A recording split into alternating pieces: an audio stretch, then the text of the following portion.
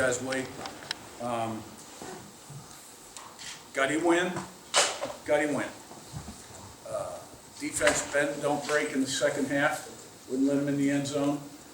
Punt return was a huge play there. And then we stop them and we get the first down that we need. And so it's a good win.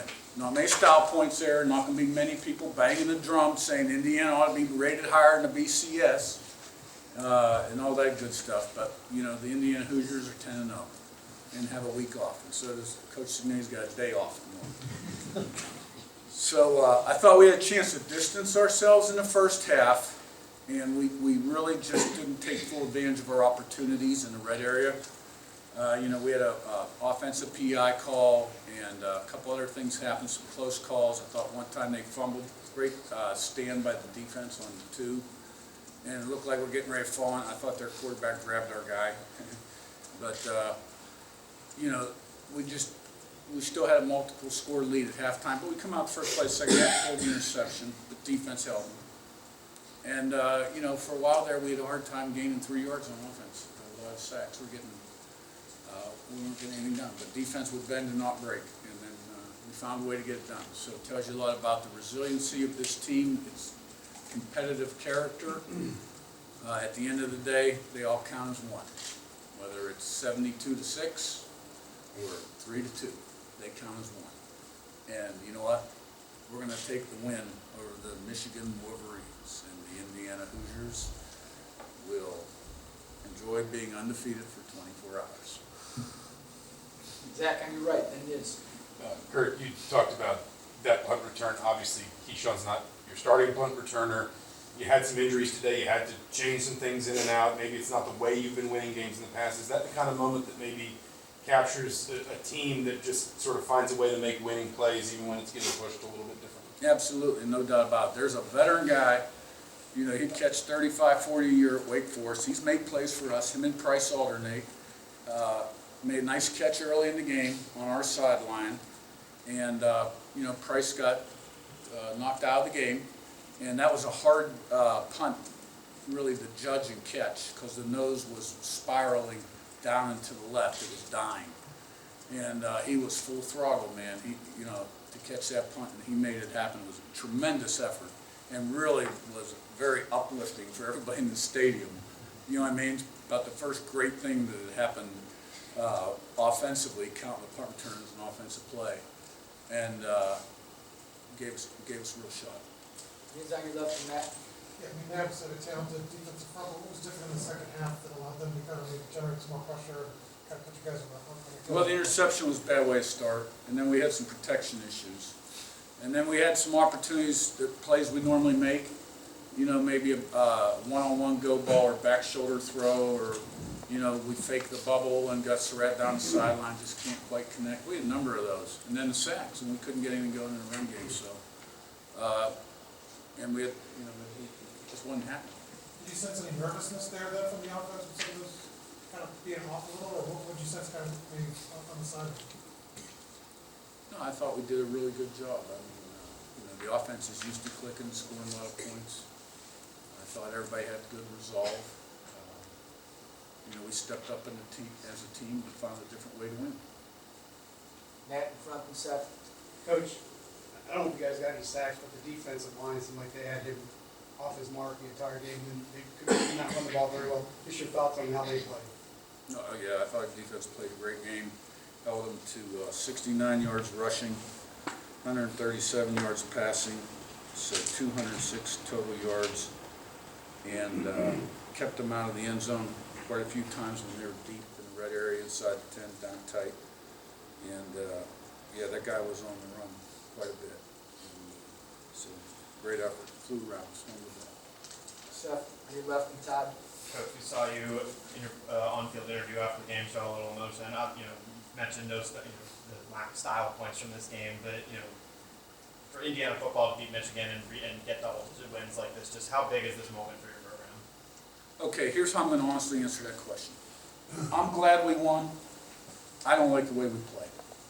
I'm not happy with the way we play, and particularly on offense in the second half. And so we got to take a good look at the film Monday and see what happened. thought special teams overall was fairly solid. There were a couple of kickoff returns that came out on their bench, but it looked like maybe we were getting grabbed on them.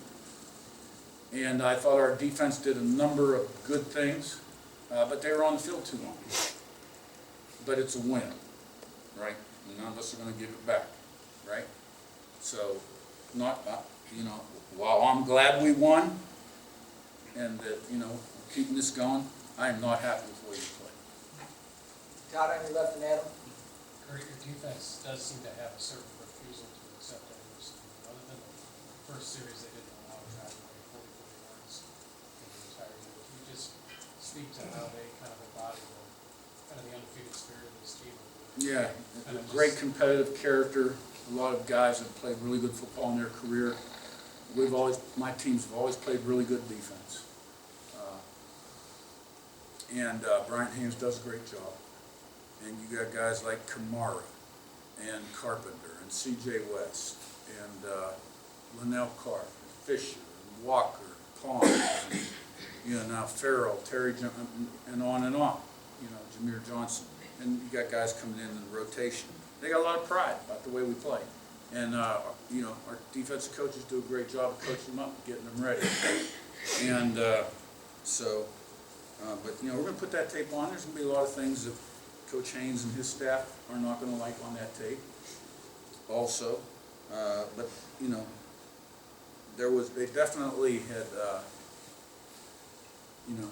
built the wall between the one and the goal line a number of times in that when Michigan was down tight. Adam, far left, and Joe. You guys can simulate adversity in practice, but you hadn't really faced it in the fourth quarter like that. What were you able to learn about your team, having been in that situation, and how has he gone through it? Gutty, find a way to win. I'm sure glad we played this game at home because our fans played a big role tonight. I thought it was a great crowd. That punt return, too, was such a key play. But, championship teams find a way to win football games. And they're not all time you get style points. And this is probably the first one we haven't gotten style points. Let's face it, we didn't even trail till last week. And then you were down 10-0, scored 47 straight. Pretty good win. And, our numbers are through the roof. You look at PFF, we're in the top in the country in all three ODK.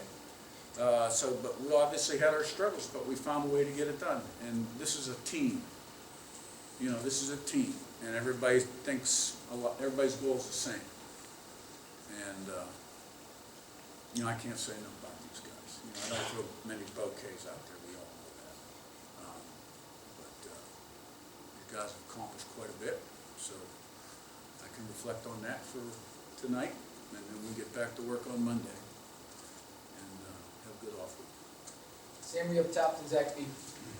Coach, Nico Ravages last week set the program, the single season program record for extra point, but he hadn't really kicked in the clock. That last field goal, 42 yards, career long. Just what have you seen from him to have confidence that he's going to hit that kick when you need it the most? Yeah, he's done a great job on the extra points. Like you said, we haven't had many field goals because we scored so many touchdowns down there. But did he have 2 or 3 tonight? 2? And they were both huge.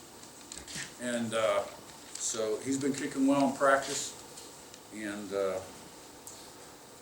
so we didn't kick the 51 or 2 yarder with him.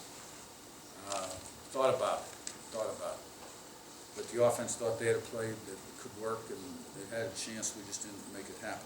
So he's calm and cool and accurate, and has good disposition, which is great for a kicker. And so we've been fortunate to have a lot of good kickers the last 5-6 years. Pretty good. We have a certain way we manage them, that I manage them. But at the end of the day, they got to put it between the uprights. Zach B in front, and Jim. Coach, you mentioned guys like Aiden Fisher, C.J. West, guys like that. How important are those types of guys in a game like this from an on-field leadership perspective?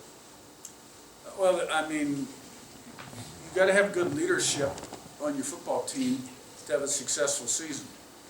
And if you are a good leader, that means you can persevere through tough times and overcome obstacles and adversity, and you know how to handle success too. And you lead by example, right? Others follow. So, those guys had big games tonight. And there are probably a number of guys that had big games tonight. And, but that's why we are where we are, because we got a lot of guys like that. you know what I mean? And CJ West was a guy, he was a key addition to this football team after spring ball. We were very thin on the defensive line. That was a big get for us. And it's great to see him playing at such a high level right now.